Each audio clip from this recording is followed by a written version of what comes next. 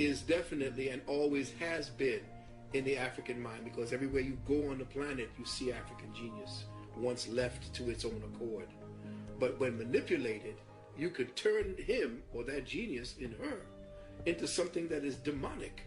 Back in 1964, they created a whole other way of teaching your son. It was called outcome-based education. It wasn't about you learning math and knowing what math was. 1 and 1 equals 2. 2 was the answer. If you got 3, you were wrong. But today, if 1 and 1 and you say 3, you say, oh, you tried. It's all right. We'll pass you on. That's all right.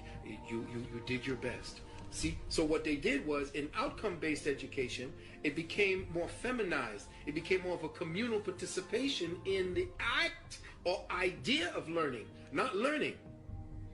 If you could come together and participate in group things, that showed that you had the ability to be passed on into the new society. If you were a rogue and you jumped out and said, no, I ain't going for this, which is where all the gangs started coming from, because most of the males could not deal in an education system that was like this. And this is why you see most of the females getting the PhDs today, because the system was structured in such a way that took away the challenge that men needed. And it was through the IQ test, which is the #1 weapon of special education,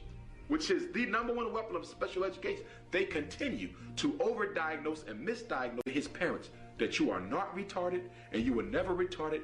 The self-esteem, the self-concept, the self-image is so crushed. This brother probably gonna need therapy for the next 20 years because he bought into what? A superficial label that white society has given them. The gifted movement really started to take form right after the Brown versus Board of Education decision in 1954. The Supreme Court said you could no longer use race as a factor to segregate groups. But they didn't say you couldn't use disability or ability. So the white folks said, guess what? We're going to come up with a gifted program. We're going to segregate the white kids from the black kids after Brown versus Board, because we're going to say the white kids are too smart. It's not based on skin. It's based on ability. Problem with that, it didn't work too well because a lot of white kids didn't score high on the IQ test. So they said, guess what? This is working for some white kids, but it ain't working for all. So guess what? In 1963, the same year that the Civil Rights Bill was introduced, a Chicago psychologist created the learning disability. The learning disability. And it is through the IQ test and the learning disability that so many of our children are marshaled into special ed kids where they'll probably never learn to read on grade level by the time they graduate. You see, it's like if I took an animal and put it in a cage, and so the animal couldn't grow well. And then I'll say, oh, look at this deformed animal. Do you see? I don't say, I made this creature deformed because of the conditions that I subjected him or her to. And the very fact that, in other words, the logic, in my view, if you felt that blacks were genetically, inherently inferior, you can give them the very best of conditions, and they would not be able to perform or function.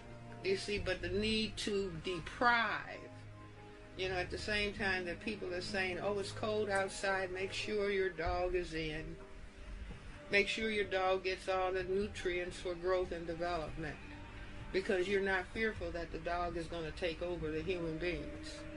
You see, but once you start depriving, systematic deprivation, it means, well, I must be afraid of these people maybe overtaking me if I allow them the same conditions, opportunities that I set for myself. You are listening to John Henry Media Network in the United States of America. Follow us. This is the right place to hear very powerful messages and music for Black America.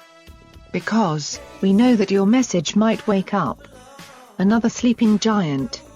So, contact us today at jahu.enterprises@yahoo.com. I say again, that's jahu.enterprises@yahoo.com, and get your music, message or information heard by millions by providing a generous donation today.